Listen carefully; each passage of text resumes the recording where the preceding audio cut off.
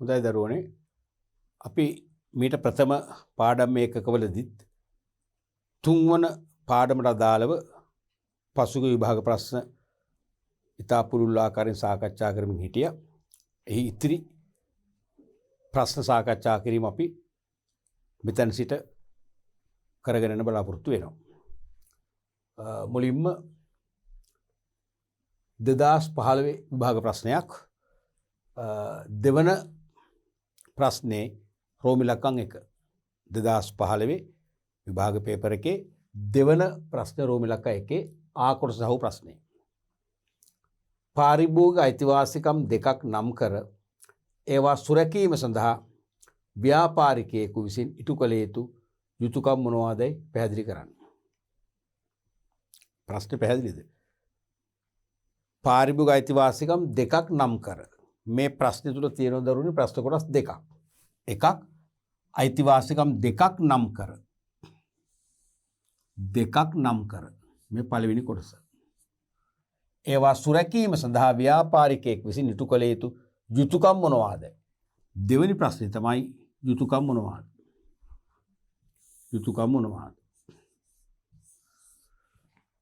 එකම ප්‍රශ්නේ තුල ප්‍රශ්න දෙකක්. තියෙනවා.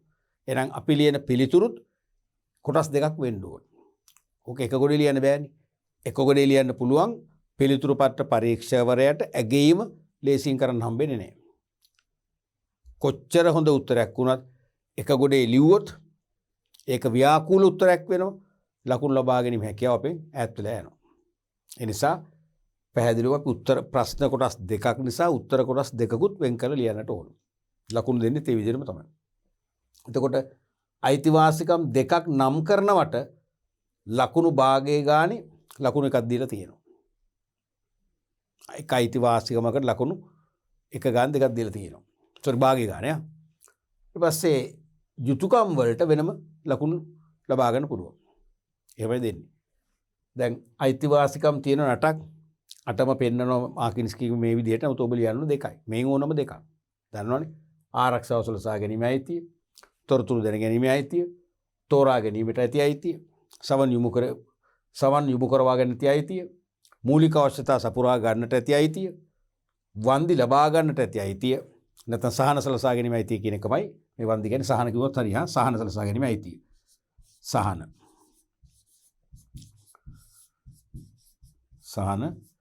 සලසා ගැනීම කිව්වොත් හරි හා දෙකම හරි. මොකද වන්දිම වෙන්න ඕනේ අපිට යම්කිසි අසාධාරණයක් වුණොත්, අලාභයක් වුණොත්, පීඩනයක් ඇති වුණොත් අපිට එක්කෝ වන්දියක් නැත්නම් ගෙවූ මුදල ආපසු ලබා ගන්න. නැත්නම් නව භාණ්ඩයක් අපිට ලබා ගන්න. එහෙමත් නැත්නම් අපි වෙනුවෙන් මහලු නිවාසයකට, එහෙම නැත්නම් ළමා නිවාසයකට පරිත්‍යාගයක් කරගන්න.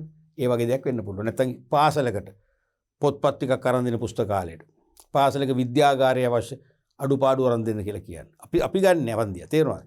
ඒකයි වඩා හොඳ සහන කතාව. සහන සලසා ගැනීම අයිතිය. පාරිභෝගික අධ්‍යාපනයට ඇති අයිතිය සහ සෞඛ්‍ය සම්පන්න පරිසරයේ ජීවත් වීමේ අයිතිය. මතකද අයිතියට මේ 8 මුල් 4 ජෝන් එෆ් කෙනඩිගේ අයිතිවාසිකම් 4 දෙවන 4 පාරිභෝගික ජාත්‍යන්තර හඳුන්වන දීපු අයිතිවාසිකම් කියලා මතක ඇති. හරිනේ? මේ වගේ දැන් මේකනේ දැන් මෙන්න මේ පළවෙනි ප්‍රශ්න කොටස උත්තරේ මේක නිසා මේක ලියනකොට ඔබට පුළුවන් මේක තරු ලකුණක් දාන්න ලස්සනට. මේ වගේ තරු ලකුණක් දාලා අපි උත්තරේ හයිලයිට් කරනවා. ඒ කියන්නේ උත්තරපත්‍ර පරීක්ෂකවරයාට අඩුම කාලයකින් අඩුම මහන්සියකින් ඔබේ උත්තරේ පෙනෙන්න ඕන. තේරෙනවද? අඩුම පරිශ්‍රමයකින් ලකුණු දෙන්න පුළුවන් වන ආකාරයේ නිර්වුල් සරල උත්තරයක් වෙන්න ඕනේ. නිර්වුල් වෙන්න ඕනේ, සරල වෙන්න ඕනේ. සංකීර්ණ වෙන්න බෑ. තේරෙනවද? ඒ නිසා අපි මේකේ තරු ලකුණු වෙන් කරා. බලමු දෙවෙනි කොටස අහන්නේ මොකද්ද? දැන් අයිතිවාසිකම් නම් කරා ඒ අයිතිවාසිකම් සුරැකීම සඳහා ව්‍යාපාරිකයන්ට ඉටු කළ යුතු යුතුකම්. වගකීම්. මේ තියෙන ව්‍යාපාරික ඉටු කළ යුතු යුතුකම්. අපි මේක ලියද්දි මොකද කරන්නේ? මේ වගේ අපිට පුළුවන් වෙන් කරන්න. මොකද්ද? තරු ලකුණකින්. මෙතන ඉදිරින් දැම්මත් කමන්නේ. ඉදිරින් දැම්මත් තවත් හොඳයි නේ. තරු ලකුණ ඒ වගේ දාලා අපි උත්තර දෙක මේක උත්තර පත්‍රයේ අතර ගන්නකොටම උත්තරපත්‍ර පරීක්ෂකවරයාට හොවරියට ටක් ගාලා හැයන්න ඕනේ මේ තරු ලකුණු දෙක. මෙන්න කොටස් දෙක. එකක් තමයි පාරිභෝගිකයින් සම්බන්ධව පනවා ඇති නීති රීති පිළිපැදීම. දැන් පාරිභෝගික අධිකාරී පනත, ප්‍රමිති නීතිය, මිනුම් ඒකක ප්‍රමිති හා සේවා පනත, ඒ වගේ විවිධ නීති තියෙනවානේ. මෙන්න මේ නීති වලින් පනවා ඇති නීති රීති නැත්නම් විධිවිධාන අකුරටම පිළිපදින්න ඕන. අකුරටම පිළිපදිනකොට මොකද වෙන්නේ? පාරිභෝගිකයාගේ අයිතිවාසිකම් විනාශ වෙන්නේ නැහැ. ඒක ඔටෝමැටිකලි ආරක්ෂා වෙනවා. පාරිභෝගික ආරක්ෂාව සම්බන්ධයෙන් තියෙන නීති රීති කඩ කළොත් නේ අයිතිවාසිකම් කඩ වෙන්නේ. එහෙනම් සරලම දේ ව්‍යාපාරිකයන්ට පහසුවම කළ හැකි දේ තමයි පාරිභෝගික අයිතිවාසිකම් හා සම්බන්ධ නීති රීති අනිවාර්යයෙන්ම පිළිපැදීම. දෙවෙනි එක තමයි පාරිභෝගික ආරක්ෂාව පිළිබඳව සැලකිලිමත් වීම. නීති රීති පසක දාන්නකෝ. නීති රීති අමතක කරොත් එහෙම අපි නීති රීති නැතත් පාරිභෝගික ආරක්ෂාව තහවුරු කිරීම මගේ වගකීමක්, මගේ පරම යුතුයකමක් කියන ව්‍යාපාරික හැඟීමක්, සාධාරණ හැඟීමක් ව්‍යාපාරික තුල එන්න ඕන. ඒ නිසා නිරන්තරයෙන්ම පාරිභෝගිකයන් ආරක්ෂා වන පරිදි මගේ සියලු ව්‍යාපාර කටයුතු මම මෙහෙවනවා කියන හැඟීමෙන් වැඩ කරන්න ඕන. එහෙම කිරීම තුලනුත් අයිතිවාසිකම් ආරක්ෂා කර දෙන්න පුළුවන්. ඊළඟට ගුණත්වයෙන් උසස් භාණ්ඩ සැපීම. හැකි පමණ තත්ත්වයෙන් උසස් භාණ්ඩ සැපයන්න ඕනේ. මොකද පාරිභෝගිකයා වැය කරන මිලට උපරිම තෘප්තියක් ලබා ගැනීමට උසස් තත්ත්වයේ භාණ්ඩ මිලදී අරගෙන පරිභෝජනය කිරීම අයිතියක් තියෙනවානේ. ඒකනේ කෙනෙඩිගේ පළවෙනි අයිතිවාසිකම, ආරක්ෂාව සලසා ගැනීම අයිතිය. ඒ අයිතිය සුරක්ෂිත කරන්න නම් අපි ගුණාත්මක භාණ්ඩ සපයන්න ඕනේ. ඊළඟට පාරිභෝගිකයින්ට නිවැරදි තොරතුරු ලබා දීම හා දැනුවත් කිරීම. තොරතුරු දැන ගැනීම අයිතියක් අපිට තියෙනවා කියලා දැන් ලිව්වනේ. තේරෙනවද? එහෙනම් ඒ අය අයිතිවාසිකම ආරක්ෂා කරන්න නම් පාරිභෝගිකයින් අපි නොමග යවන්න හොඳ නැහැ. නිවැරදි තොරතුරු ලබා දෙන්න ඕන. ලේබල් එකේ වෙන්න පුළුවන්, ඇසුරුමේ වෙන්න පුළුවන්, ප්‍රචාරක දැන්වීම හරහා වෙන්න පුළුවන්. නිවැරදි තොරතුරු ලබා දීලා දැනුවත් කරන්න ඕන. ඊළඟට පාරිභෝගික විශ්වාසය කඩ නොවන අයුරින් කටයුතු කිරීම. දැන් ව්‍යාපාරිකයින්ගේ විසමාචාර වලින් වෙන්න පුළුවන්. විසමාචාර නොවන නමුදු නොසලකිල්ලෙන් කටයුතු කිරීම නිසා වෙන්න පුළුවන්. පාරිභෝගික විශ්වාසය කඩ වෙන්න පුළුවන්. විශ්වාසයේ කඩවීමත් අයිතිවාසිකම් උල්ලංඝනය කිරීමක් තමයි. ඒ නිසා විශ්වාසයේ කඩ නොවන අයුරින් හැම ව්‍යාපාරකාරකෙන් තමන්ගේ භාණ්ඩ නිෂ්පාදනය කිරීම, මිල කිරීම, ප්‍රචාරණය කිරීම, ඒ වගේම පාරිභෝගිකයන් උපදෙස් සැපීම ඕනම දෙයකදී විශ්වාසය ආරක්ෂා වන පරිදි ක්‍රියාත්මක වෙන්න ඕනේ. ඊළඟට පරිසරයට හානි නොවන අයුරින් ව්‍යාපාර කටයුතු සිදු කිරීම. දැන් පුද්ගලයින්ට ජීවත් වීමට, රැකියාවක් හෝ වෘත්තියක් කරන්නට සෞඛ්‍ය සම්පන්න පරිසරයක් හිමි කර ගැනීම අයිතියක් තියෙනවනේ. පාරිභෝගික අයිතිවාසිකමක්. ඉතින් ඒ අයිතිවාසිකමක් ආරක්ෂා කරන්න නම් පරිසරයට හානි නොවන අයුරින් තමන් ව්‍යාපාර කටයුතු වල යෙදෙන්නට ඕනේ. නැත්නම් පරිසර හිතකාමී ව්‍යාපාරිකයෙක් ලෙස ක්‍රියාත්මක වෙන්න ඕනේ. එහෙම වුණොත් තමයි අර මිනිස්සුන්ට සුවදායක පරිසරයක ජීවත් වීමේ අයිතිය කියන පාරිභෝගික අයිතිවාසිකම ආරක්ෂා වෙන්නේ. ඊළඟට ව්‍යාපාරිකින් අතර පොදු සම්මුතීන් ගොඩනගා ගැනීම. ව්‍යාපාරිකින් අතර පොදු සම්මුතින් ගොඩනගා ගන්න ඕනේ. එහෙම පොදු සම්මුතින් ගොඩනගා ගත්තොත් තමයි පාරිභෝගික ආරක්ෂා වෙන්නේ. එයාට හොඳ භාණ්ඩයක් ලබා ගන්න පරිභෝජනය කරන්න. නිවැරදි තොරතුරු ලබා ගන්න. සාධාරණ මිලකට භාණ්ඩ ගන්න පුළුවන්කම ලැබෙන්නේ. දැන් අපේ රටේ සමහර තැන්වල අපි ගමුකෝ කතරගම දේවාල ආශ්‍රිතව ව්‍යාපාරික ප්‍රජාවක් ඉන්නවනේ. ඒගොල්ලන්ගේ මොකද වෙන්නේ? එකම පළතුරු වට්ටිය එක එක වෙලෙන්දෝ එක එක මිල ගණන් වලට. හිතු මිල ගණන් වලටනේ. එතන ඇතම බැතිමතුන් ගසාකැමට ලක් වෙනවානේ. නමුත් සමහර රටවල ඔය වගේ පූජනීය ස්ථාන තියෙනවා. ඒ පූජනීය ස්ථාන අවට ව්‍යාප්ති වෙච්ච ව්‍යාපාරික පරිසරයේ පරිම විධිමත් පරිචයක් වල අනුගමනය කරන සියලුම ව්‍යාපාරිකෝ ළඟ ඉටිපන්දමක් අපි හිතමු ඩොලර් එක නම් හැමෝම ඩොලර් එකයි. පළතුරු වට්ටියක් ඩොලර් 10 නම් හැමෝම අලෙවි කරන ඒ අන්න පොදු සම්මුතියින්. ඒතර ප්‍රශ්නයක් නෑ කාටවත් වංචා කරන්න දැන් මේ එක එක මිල විශේෂණයක් කරද්දී අසමාන මිල ගණන් කරද්දී විකුණන නිසා තමයි මේ කරන ඔක්කොම විසමාචාර ටික කරන්නේ. තේරුණාද? ඒ නිසා ඒ වගේ ව්‍යාපාරික අතර පොදු සම්මුතින් ගොඩනගාගෙන හැමෝ පොදුවේ ව්‍යාපාර කටයුතු මෙහෙවනවා නම් සමස්ත අයිතිවාසිකම් සියල්ලම ආරක්ෂා වෙනවා. ඊළඟට පාරිභෝගික දුක් ගැනවිලි හා පැමිණිලි ලබා ගැනීමට ක්‍රමයක් ඇති කිරීම. දැන් ව්‍යාපාරිකයන්ගේ යුතුයකමක් ඒක. පාරිභෝගිකව භාණ්ඩ හාසයව මිලදී අරගෙන පරිභෝජනය කරද්දී ඒගොල්ලන්ට ඇතිවෙන ප්‍රශ්න, අසහනකාරී තැන්, අලාභදායක තැන් පිළිබඳව ඒගොල්ලන්ගේ දුක් ගැනවිලි, ඒ වගේ පැමිණිලි බාර ගන්න ක්‍රමවේදයක් ඇති කරන්න ඕන. එහෙම ක්‍රමවේදයක් අපේ රටේ දකින්න නැහැනේ. එහෙම ක්‍රමවේදයක් තියෙනවා හොඳයිනේ. ඒත් අපිට අධිකරණමේ ක්‍රියාමාර්ග වලට යාමට පෙර අපි අපේ ගැටලු ඉදිරිපත් කරනවා. ඉදිරිපත් කරා අපට උත්තරයක් ලැබෙනවා. තේරුණාද? අඩු ගානේ හොට්ලයින් නම්බර එකක් ළමයි. ශනික ඇමතුම් අංකයක්. දැන් අපි තුන් බිල්පතක් නිකුත් කරලා බිල්පතේ තියෙන ඔබට අපෙන් ලැබිච්ච සේවාවේ මොනවා හරි ගැටලුවක් තිබෙනවා නම් වහාම මතන්න කියලා හොට්ලයින් නම්බරය. ඒකට අමතපු ගමන්ම අපිට ඒගොල්ලෝ උත්තර දෙනවා. රයිට් සෝරි සර් අපිට රයිට් අපි දැන් කෙනෙක් එවනවා. සර්ට වෙච්ච ප්‍රශ්නේ කියන්නේ. අපි තුමා ආහාර පාන ගන්න ගත්ත කියලා ටේක් අවේ සෙන්ටර් අපි කියන මෙන්න පිළිවෙල වෙච්ච ආහාර. ටක් ගාලා පැය භාගයක් තුල අපිට එන ඒගොල්ලෝ දෙනවා. අපෙන් සමාවැදීමක් කරලා හොඳ ආහාර වේලක් ගෙනත් දෙනවා. ඒ වගේ ක්‍රම තියෙනවා නම් මොකද වෙන්නේ? සාර්ථකයි අයිතිවාසිකම් නිකම්ම ආරක්ෂා වෙනවා. ඊළඟට සවන් යොමු කිරීම හා ඒ පිළිබඳව ක්‍රියාත්මක වීම. අනිවාර්යයෙන්ම ව්‍යාපාරික ප්‍රජාව වශයෙන් අපි පාරිභෝගික හඬට ඇහුම්කන් දෙන්න ඕන. අපේ සවන් යොමු කරවන්න ඕන. එහෙම කරන්නේ නැහැනේ. අපේ රටේ බොහෝ ව්‍යාපාරිකෝ හිතන්නේ මම කරන දේ හරි. මම කරන්නේ මට ඕන විදිය. මට ඕන දේ මම කරන්නේ. ඒක සාර්ථක ක්‍රමයක් නෙවෙයිනේ. ඒ නිසා පාරිභෝගික හඬට ඇහුම්කන් දෙන්න ඕන. ඇහුම්කන් දීලා ඒ හඬ අනුව තමන්ගේ කළ යුතු වෙනස්කම්, තමන්ගේ ව්‍යාපාර පරිචය ඇති කළ යුතු සංශෝධන තමන් කරනවා නම් නිකම්ම අයිතිවාසිකම් ආරක්ෂා වෙනවා. ඊළඟට ස්වයං ආචාර ධර්ම පද්ධතියක් ගොඩනගා ගැනීම පිළිපැදීම. සෑම ව්‍යාපාරිකයෙකුට පුළුවන් කාගේවත් බලකිරීමකින් නොවේ, රජයේ බලපෑමකින් නොවේ, අධිකරණමේ බලපෑමක් නිසා නොවේ, තමන්ම හිතලා ආචාර ධර්ම පද්ධතියක් ස්වයංක්‍රීයව හදා ගන්නවා. ස්වයං කිව්වේ ඒකයි. තමන්ගේම කැමැත්තෙන් ආචාර ධර්ම පද්ධතියක් හදා ගන්නවා. හදාගෙන ඒ ආචාර ධර්ම පද්ධතිය අනුව අනිවාර්යෙන් තමන්ගේ ව්‍යාපාර කටයුතු ක්‍රියාත්මක කරනවා. ඒ ආචාර ධර්ම පද්ධතිය නැත්නම් එතිකල් කෝඩ් එකට ගරු කරමින්, එතිකල් කෝඩ් එකේ තියෙන ආචාර ධර්ම වලට අනුගත වෙමින් ව්‍යාපාර කටයුතු වලදී ක්‍රියාත්මක වෙනවා නම් අනිවාර්යයෙන්ම අයිතිවාසිකම් ආරක්ෂා වෙනවා. ඔය වගේ අපිට පුළුවන් ව්‍යාපාරිකයා මේ අයිතිවාසිකම් ආරක්ෂා කරන්න තුල යුතුයකම් තවත් කීයද? මේ 10කට නෙමෙයි තවත් කීයද හැකිනේ. මේන් ඕනෑම කරුණකට ලකුණු භාගයේ ගානේ කරුණු දෙකකට ලකුණු එකක් දෙලා තිබුණා. හොඳ ප්‍රශ්නයක්. ඔය සාමාන්‍යයෙන් මෙතෙක් විභාගවල අහලා තියෙනවා මේ අයිතිවාසිකම් ගැන විතරයි. දැන් මේ අයිතිවාසිකම් අහලා අනික් පැත්තත් අහනෝනේ. අයිතිවාසිකම් අපේ පැත්තනේ. ව්‍යාපාරිකයට මොනවද කරන්න පුළුවන්? හොඳ ප්‍රශ්නයක් මේක. ඒ කියන්නේ බැලන්ස් ක්වෙස්චන් එකක්. ඊළඟ ප්‍රශ්නේ බලමු.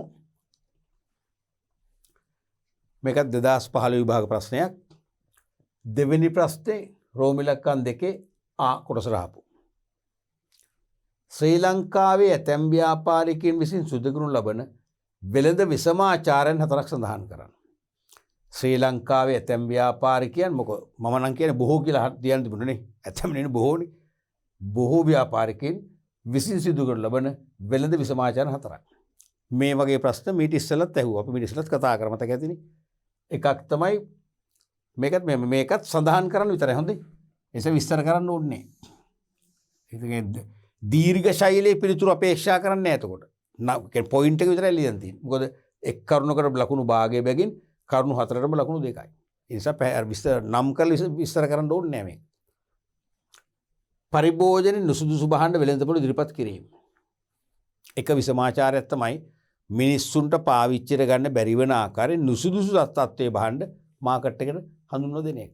නරකම දෙන විශේෂම ආහාර පාන පාවිච්චියට කරන්න කියන්නේ ආහාරයට ගන්න බැරි.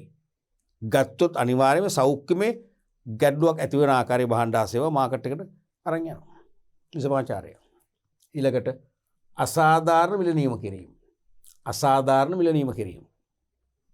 දැන් භාණ්ඩ හා සේවාවල මිල ලකුණු කරද්දී පාරිභෝගිකයාගේ වැය කළ හැකි ආදායම ගැන නොසලකා පාරිභෝගිකයාගේ වයස් ව්‍යුහය ඒ වගේම තමන්ගේ පවුල් ව්‍යුහය ගැන නොසලකා තේරුණාද මිලක් නියම කරනවා. සාමාන්‍යයෙන් තියෙනවනේ රටේ ජීවන වියදම.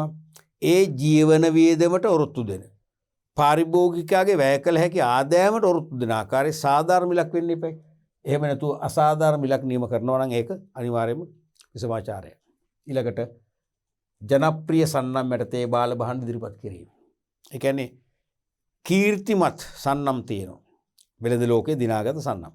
ඒ සන්නමම භාවිතා කරලා අපි ව්‍යාජ භාණ්ඩයක් අලෙවි කරනවා. බාල භාණ්ඩයක් අලෙවි කරනවා. මොකද්ද කරන්නේ? අපචාරය විසමාචාරය. ඊළඟට අයථා ප්‍රචාරණ කටයුතු සිදු කිරීම. ඒ කියන්නේ පාරිභෝගික එක්ක නොමග යවන සුළු එක්ක පාරිභෝගික රවටන සුළු ප්‍රචාරණ කටයුතු දියත් කරනවා නම් එයද අපචාරයක් වෙනවා. කිසිදු ප්‍රචාරණ වැඩසටහනක් මගින් පාරිභෝගිකයාට වැරදි තොරතුරු ගෙනන්න බෑ. අසත්‍ය තොරතුරු දෙන්න බෑ. එයාව රවට්ටන්න බෑ. එයා නොමග යවන්න බෑ. නමුත් කරනවා. ඒක තමයි යථා ප්‍රචාරණය කියන්නේ. අපචාරයක්. ඊළඟට භාණ්ඩ සංගවා හිඟයක් මවාපෑම. කලින් කලට අපේ ලංකාවේ ජනප්‍රිය ව්‍යාපාරික විසමාචාරය තමයි ඕක. භාණ්ඩ සංගවනම ටික ටික දානවා මාකට්. දාලා මොකද කරන්නේ? මෙච්චර තියෙන කියලා මිනිස්සු බය කරලා බ්ලැක් මාකට් ප්‍රයිස් එකට විකුණ ගන්නවා. තනිකර විසමාචාර. ඊළඟට අසත්‍ය තොරතුරු ලබා දීම. ගඳුණු කරුවා ඉල්ලුවම එයාට භාණ්ඩ ආසේවාව පිළිබඳ ඇත්ත කියන්නේ ඇත්ත තොරතුරු ලබා දෙන්නේ. දෙන්නෙම අසත්‍ය තොරතුරු. දෙන්නෙම අසත්‍ය තොරතුරු. දැන් එක්තරා අවුරුද්දක මම යනවා අනුරාධපුරේ පැත්තේ. අපේ පවුලේ කට්ටියත් එක්ක යනකොට ඉතින් කෑම කන්තරක් හොය යනකොට මගදී එක්තරා වන්නලක් දැකලා නැවැත්තුවා. මේක හොඳයි මේක හොඳයි. මේකේ තියෙනකො දඩමස් අපේ පවුලේ සමහර සමාජිකයෝ. එහෙමනේ. දඩමස් තියෙන අපි කෑමට වෙනසක් වෙන කමු කිව්වා. ඉතින් මං කොහේ අනුරාධපුරේ යන්නේ. හරි අපි යන්නේ කාලානේ කියලා ඉතින් හිරුත් කරා. කරලා ගියයි කියමු ඉතින් ඔන්න හැම කෑම බෙදාගෙන බුෆේ ටේබල් තිබුණා. දඩමස් නේ ඉතින් කවුරුර ඇහුවා. දඩමස් නෑ මෙහෙ අපෝ මෙහෙ දඩමස් තියෙන අර බෝඩ් එකේ. නෑ අපි ළඟ ඒ තියෙන අපි ළඟ තියෙන දඩමස් රසැති චිකන්. මෙලුකුට බෝඩ් එකේ එහෙම තමයි දාලා තියෙන්නේ. ලොකුට දාලා තියෙන දඩමස්. කියලා ලොකුට දාලා තියෙනවා රසැති චිකන් තියෙන පුංචියට. ඒතර ඕන කෙනෙක් අරක කියවෙන්නේ නෑ. කියවෙන්නේ අර කන්න. තේරුණාද? අර කියන්නේ අසත්‍ය තොරතුරු. එකක් අසත්‍ය තොරතුරු ලබා දීම අනික අයථා ප්‍රචාරණත් ඒක අහු වෙනවා. ඒ වගේ අසත්‍ය තොරතුරු ලබා දෙනවා නම් එයත් අනිවාර්යයෙන් අපචාරයක් වෙනවා. ඊළඟට කිරුම්මිනුම් අක්‍රමිකතා සිදු කිරීම. නැත්නම් කිරුම්මිනුම් වංචා. කරනවමනේ. හිතාමතාම කිරුම්මිනුම් උපකරණ වලට යම් යම් වෙනස්කම් කරලා ඒවා අයථා ලෙස පරිහරණය කරලා මොකද කරන්නේ? අඩුවෙන් කරනවා. අලෙවි කරන ප්‍රමාණය අඩුවෙන් සපයනවා. ඊළඟට පාරිභෝගිකයා රැවටීම සඳහා නොයෙකුත් උපක්‍රම භාවිතය. පාරිභෝගිකයා නොමග යවන්න රවට්ටන්න විවිධ උපක්‍රම භාවිතා කරනවා. දැන් මම ඉස්සෙල්ලා වගේ දඩමස් සමග ආහාර කියලා යටින් දානවා චිකන් කියලා. ඒත් මිනිස්සුන්ට චිකන් කියවෙන්නේ නැහනේ. කියවෙන්නේ දඩමස්. ඒ වගේ තියෙන පාරිභෝගික රවට්ටන විවිධ උපක්‍රම තියෙනවා. සමහරට මෙසේජ් එකක් එවනවා නැත්නම් සෝෂල් නෙට්වර්ක් එක ඇතුළේ සමාජ ජාලය ඇතුළේ දානවා දෙසැම්බර් 31 දක්වා පමණ මේ දීමනාව 50% මිල අඩු කළා. භාණ්ඩවල මොනවද මුකුත් දන්නේ නැහැ 50% අඩු කළා. අපි ගිහලා මිලදී ගන්නවා කිසියම් භාණ්ඩ මිලදී ගත්ත කියන්නේ කිව්වොත් නෑ ඒ ඩිස්කවුන්ට් එක දෙන්න රුපියල් 3000කට වඩා මිලදී ගන්නවා. දැන් ඒක කියන්නේ නැහැනේ මුලින්. කියන්නේ 50% මිල අඩු කළා. හැබැයි ඒ 50% මිල අඩු කිරීම වාසිය දෙන්නේ 3000කට වැඩි බිල් වලට. කියන එක කියන්නේ කැෂියර් එකේ. ඉතින් අපි ඒතකොට අහුවෙලා ඉවරයි. අන්න ඒ වගේ විවිධාකාර විසමාචාර මේ විචාර නෙවෙයි මහා ගොඩක් තියෙනවනේ. අපි ගොඩක් කතා කරන්නේ ඉස්සෙල්ලා. ඒ වගේ කරුණු හතරකට ලකුණු භාගය ගානේ දෙකක් ලැබිලා තියෙනවා. ඊළඟට මේකත් 2015 දීම අහපු විභාග ප්‍රශ්නයක්. දෙවන ප්‍රශ්නේ රෝමිලකන් 2 ආයන්. එම විසමාචාර වැළැක්වීම සඳහා රජයට ගත හැකි ක්‍රියාමාර්ග දෙකක් විස්තර කරන්න. ඒකේ අයන්නෙන් ඇහුවේ විසමාචාර. දැන් අහන්නේ ආයන්නෙන් එම විසමාචාර වැළැක්වීම සඳහා රජයට ගත හැකි ක්‍රියාමාර්ග දෙකක්. ගොඩක් තියෙනවනේ. එකක් තමයි පාරිභෝගිකින් දැනුවත් කිරීමේ වැඩසටහන් පැවැත්වීම. පාරිභෝගිකයන් දැනුවත් කිරීමේ වැඩසටහන පවත්වන්න ඕනේ. දැන් අපේ රටේ තවමත් පාරිභෝගිකයෝ දන්නේ නැහැ. දැන් පාරිභෝගික කටයුතු පිළිබඳ අධිකාරී පනතක් තියෙනවා. ඒ පනත විධිවිධාන පාරිභෝගික කටයුතු පිළිබඳ අධිකාරීන් ක්‍රියාත්මක කරනවා කියලා දන්නේ ටික දෙනයි. අපි ගුරුවරු ඉගෙන ගන්න ඔබ ඒ වගේම පොත්පත් කියවන අය පරිශීලනය කරන දන්න ගොඩක් අය දන්නේ නැහැ. දැන් අඩු ගානේ කිසියම් භාණ්ඩයක් මිලදී අරගෙන ගෙදර ගෙනාවට පස්සේ ඒකේ දෝෂයක් අපි දැක්කොත් ඒක මාරු කරගන්න නෙවෙයි කෙලින්ම ආපහු දීලා සල්ලි ලබාගෙන පුළුවන් කියන එකවත් දන්නේ කීයෙන් කී දෙනාද ඔබ දන්නේ. ඒ නිසා පැහැදිලිවම රජයේ විදිහට වෙලා පාරිභෝගිකයන් දැනුවත් කරන වැඩසටහන් දියත් කරන්න ඕන. උදාහරණයක් වශයෙන් අපි හිතමු මට මතකයි ගුවන්විදුලි සංස්ථාවේ වෙළඳ සේවයේ මට මතක නැහැ කාලවක වුණ 80 දශකයේ වෙනකම්ම තිබුණා පාරිභෝගික පැය කියලා එක්තරා දවසක රාත්‍රී කාලේ වැඩසටහනක්. ඒ කාලේ ඉන්ටර්නල් ට්‍රේඩ් ඩිපාර්ට්මන්ට් එක තියෙන කාලේ. ඒ නිලධාරීන් ඇවිල්ලා අපිව දැනුවත් කරනවා. ඉතින් අර රූපවාහිනී ව්‍යාප්තියත් අඩු නිසා රේඩියෝකට ඇහුම්කන් දෙන නිසා රාත්‍රී කාලේ ගොඩක් අය ලංකාවේ ඇහුවා ඒක. හරි ප්‍රයෝජනවත් වුණා. ඒතකොට දැන් ඒ වගේ ප්‍රබල රූපවාහිනී වෙනම channel එකක් වෙන් කරන්න. තේරුණාද? පාරිභෝගික නාලිකාව කියලා. එහෙමනම් අන්නේ පාරිභෝගික නාලිකාව ගොඩක් වෙලා අපි දාන්නත් උන් රෑ 10ට වගේ. ඒතකොට ගොඩක් වෙලාට ඔය කෙහෙම්මල් ටෙලිඩාම බැරිල්ල ඒ ඔක්කොම අවසන් වෙලානේ. ගොඩක් අය බලයි. තමන්ගේ ප්‍රශ්න නිරාකරණය කරගන්න. දැන් රටේ අපි තුමු ගෑස් සිලින්ඩර් පුපුරන කාලෙක නම් තේරෙනවද? ඒව මිලදී ගන්න බියෙන් ඉන්නවා නම් අන්න පාරිභෝගික පැයක් වගේ තිබුණා නම් කවුද නොබලන්නේ බලනවා. මේකෙදි මොකද්ද දෙන උපදේශය? මේ ගෑස් ආපසු මාකට් එකෙන් ගන්නවද? අපිට සුරක්ෂිත ගෑස් එකක් දෙනවද නේ? අන්න ඒ වගේ වැඩසටහන් අනිවාර්යයෙන්ම ක්‍රියාත්මක කරන්න ඕනේ. ඊළඟට නීති රීති සම්පාදනය. නීති රීති සම්පාදනය කරන වෙන බලාධිකාරයක් නැහැ. ඒක රජයේනේ. පාර්ලිමේන්තුව සම්පාදනය කරන්නේ. පාරිභෝගිකයන් ආරක්ෂා කරන ප්‍රමාණවත් බලතල තියෙන. නිකම් නාමික නීති නෙවෙයි. ප්‍රමාණවත් බලතල තියෙන නීති රීති සම්පාදනය කරලා ක්‍රියාත්මක කරන්න ඕනේ. ඊළඟට නිතර වැටලීම් සිදු කිරීම. අනිවාර්යයෙන්ම පාරිභෝගික ආරක්ෂණය තහවුරු කරන්න.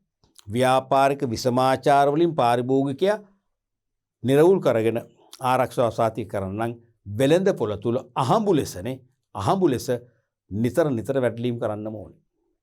දැන් පාරිභෝගික අධිකාරියේ වැටලීම් අංශයක් තියෙනවා. ප්‍රමිති ආයතනයේ වැටලීම් අංශයක් තියෙනවා. මිනුම් ඒකක ප්‍රමිති හා සේවා දෙපාර්තමේන්තුවේ එවැනි අංශයක් තියෙනවා. මෙන්න මේ වැටලීම් ඒකකවල ඉන්න සේවකයින් නාමික පුටුරත් කරන සේවකයින් බඩපත් නොකර සසම්භාවී ලෙස විවිධ ප්‍රදේශවල තෝරාගත් ප්‍රදේශවල වෙළඳ පොළට ගිහිල්ලා වැටලීම් කරලා බලන්න ඕනේ කවුද වැඩිමිලට අලෙවි කරන්නේ, කවුද ප්‍රමිතිය උල්ලංඝනය කරලා තියෙන්නේ, කවුද ලේබල් එකේ මිල වෙනස් කරලා විකුණන්නේ, කවුද ලේබල් එකේ තියෙන කල්ලිකුත් වන දිනය දීර්ඝ කරලා ව්‍යාජ දිනයක් දාලා තියෙනවා. හොයන්න ඕනේ වනේ. එහෙම වැටලීම් කරලා ඒගොල්ලන්ට නීති හමුර ගෙනල්ලා දඩුවම් දෙනකොට අනිත්‍යයට ඒක පරමාර්ථයක් වෙනකොට අන් ව්‍යාපාරිකෝ නිකම්ම තමන්ගේ ව්‍යාපාර කටයුතු නීත්‍යානුකූලව විධිමත්ව කරන්න අනිවාර්යෙන් නිරායාසයෙන්ම පෙළඹවීමක් ඇති කරනවා. ඉතින් ඒකට නිතර වැටලීම් කරලා පෙන්වන්න ඕනේ. ඊළඟට විසමාචාර කරන වෙළඳුන්ට දඩුවම් ලබා දීම හා එම දඩුවම් ප්‍රසිද්ධ කිරීමත් කරන්න ඕනේ. මම කර පාරිභෝගික පුවත් වගේ සංගරා දැන් හරියට ක්‍රියාත්මක කරන්නේ නැහැ දරුවනේ. ඒ පාරිභෝගික පුවත් වෙනි සංගරාවල දානවා අසවල් දිස්ත්‍රික්කයේ අසවල් නගරේ මෙන්න මෙහෙම ව්‍යාපාරිකෙක් මේ වගේ විසමාචාරයක් කරා. ඒකට පැමිණිල්ලක් ආවා. මේ පාරිභෝගික අධිකාරිය විසින් විභාගයක් කරා. කරලා මෙන්න මේ වගේ පනිෂ්මන්ට් එකක් දුන්නා. නැත්තම් අධිකරණය මගින් ඒගොල්ලන්ට සිරගත දරුවමක් දුන්නා. ඒ වගේ ප්‍රසිද්ධ කරන්නත් එපා. ප්‍රසිද්ධ කරනවා නම් ව්‍යාපාර විසමාචාරය දෙන්න ව්‍යාපාරිකෝ දෙපාරක් හිතනවා අනිවාර්යෙන් බියක් දක්වනවා. තේරෙනවද? ඒ නිසා ඒ විසමාචාරය කරන වෙළඳුන්ට දඩුවම් දෙන්නත් ඕනේ. ඒක දැනුවත් ඒක ප්‍රසිද්ධ කරන්නත් ඕනේ. ප්‍රසිද්ධ කරාම තමයි සෙසු ව්‍යාපාරිකෝ තිගැස්මකට ලක් වෙන්නේ. සෙසු ව්‍යාපාරිකෝ හොඳ ව්‍යාපාරික ගමන් මාර්ගයකට අවතීර්ණ වෙන්නේ එතකොටයි. තේරුණාද?